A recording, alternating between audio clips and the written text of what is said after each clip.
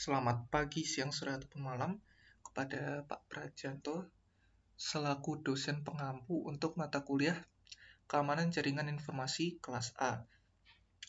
Saya Fajar Ivano Gamawan. Pada kesempatan kali ini ingin mendemonstrasikan program yang saya buat pada proyek akhir KJI, yaitu algoritma kriptografi berdasarkan dari Wegener Zipper. Jadi di sini program yang saya buat itu dalam bahasa Python yang saya buat di Jupyter Notebook. Di sini ada dua bagian program. Satu itu program code yang berisi kode fungsi-fungsinya, fungsi-fungsi algoritmanya, fungsi-fungsi yang dibutuhkan untuk enkripsi, dekripsi, dan generate key. Lalu pada bagian kedua itu adalah bagian main program yang akan memanggil fungsi sebelumnya, fungsi yang sudah dibuat sebelumnya. Jadi langsung aja di sini alurnya.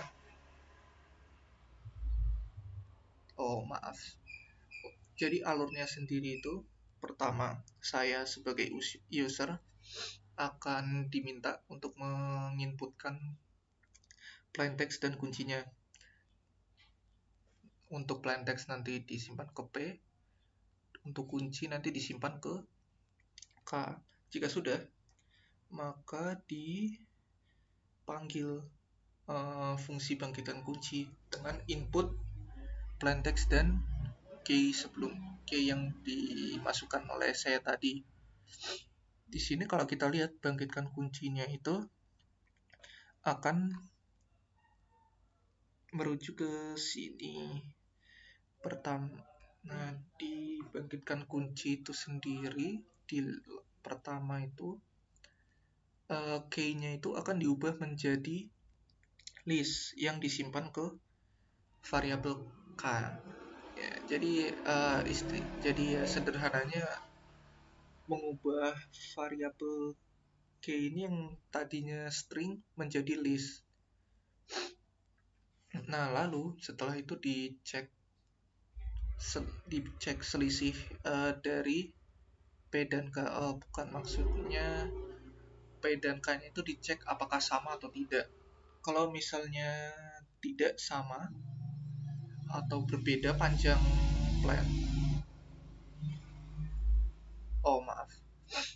jika berbeda panjang P dan panjang K-nya, panjang plaintext dan panjang K-nya, maka dilakukan perulangan sebanyak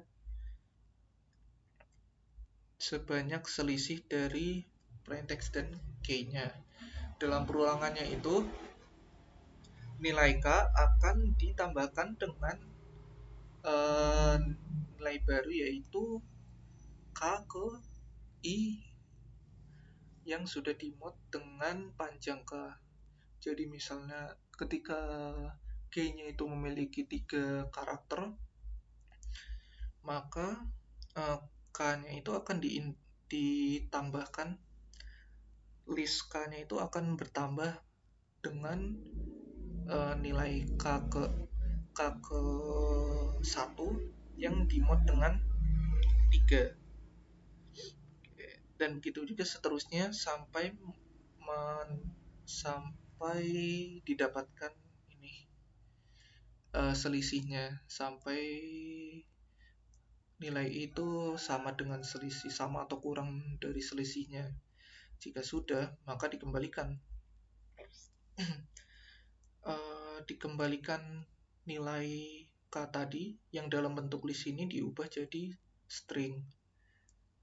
Kalau misalnya panjangnya sama, ya tidak perlu apa-apakan lagi, tinggal dikembalikan saja nilai kunci sebelumnya. Oke, kan di sini dikembalikan string. string dari K.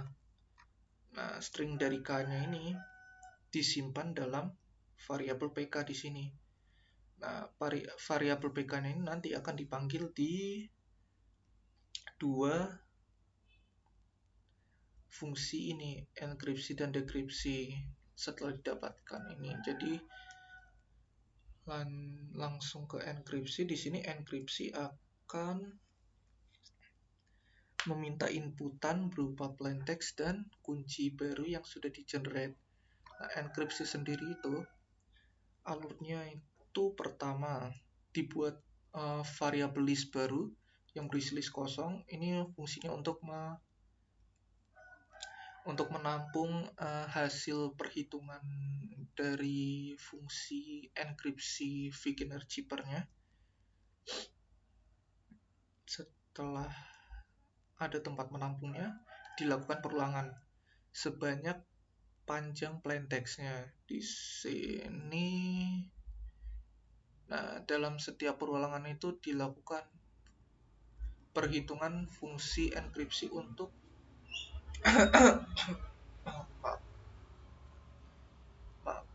fungsi enkripsi untuk Figner Chipper-nya.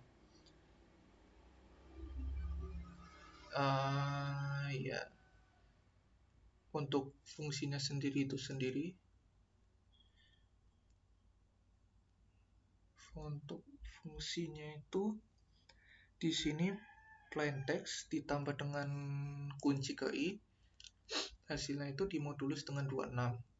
Hasil dari fungsi ini akan disimpan dalam variabel X yang kemudian dimasukkan ke list C ini. Begitu juga seterusnya.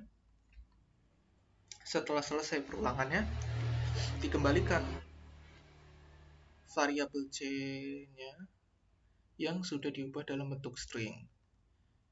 Nah, jadi enkripsi ini selesai, disimpan ke dalam C, lalu dilakukan proses dekripsi menggunakan ciphertext yang didapatkan dari proses enkripsi sendiri. Proses enkripsi itu.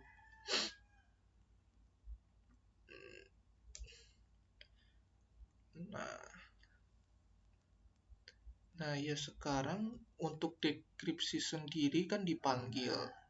Fungsinya itu kurang lebih sama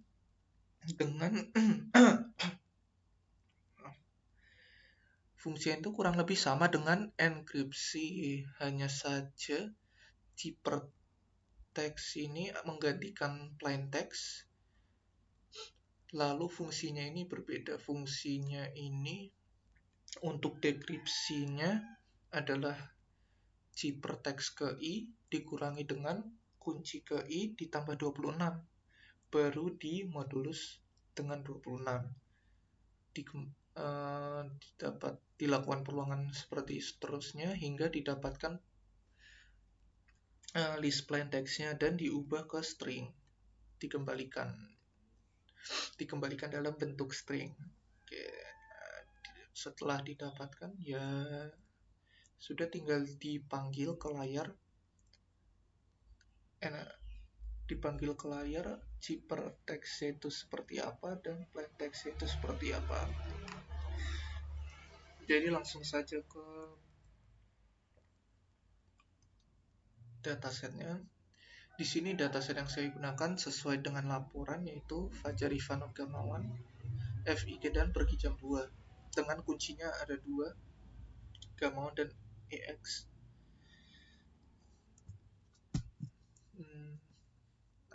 Misalkan ini Fajar Ivanov Gamawan sebagai plaintext-nya, lalu kuncinya itu Gamawan. Nah, didapatkan hasilnya seperti ini. Jadi pesan terenkripsi atau ciphertext-nya itu sendiri berbeda dengan Fajar Ivanov Gamawan dan masih bisa dikembalikan ke bentuk plaintext semulanya. Begitu juga dengan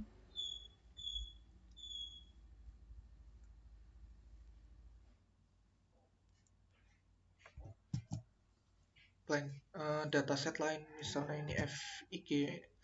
Ini memiliki pola yang mungkin mudah ditebak. Jika dimasukkan kunci misalnya EX akan jadi seperti ini. Nah, jadi polanya berubah. Yang sebelumnya ini ada 3 pola ini, F berulang, I berulang, G berulang, berubah menjadi 6 pola, yaitu JC 2 ini berulang, MF 2 ini berulang, lalu DK 2 ini berulang, sehingga tidak berbeda dengan pola yang digunakan untuk plain text-nya, dan masih bisa dikembalikan ke plain text semula. Ya, mungkin nih itu hasil yang ini juga sama, juga kurang lebih sama untuk ini.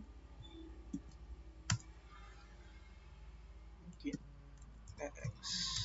Nah, kurang lebih jadi pesan terenkripsi menjadi seperti ini, lalu didekripsikan menjadi bentuk plain text semula.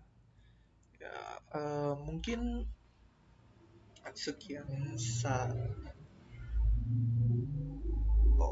maaf lalu lintas mungkin sekian saja yang bisa saya sampaikan pada presentasi demo program kali ini.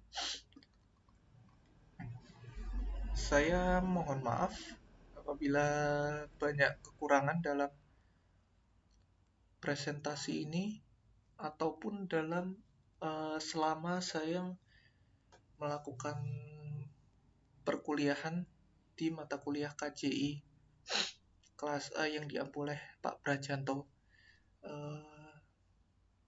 Jadi itu saja presentasi ini saya akhiri. Selamat pagi, siang, sore, ataupun malam. Terima kasih banyak atas perhatiannya, Pak.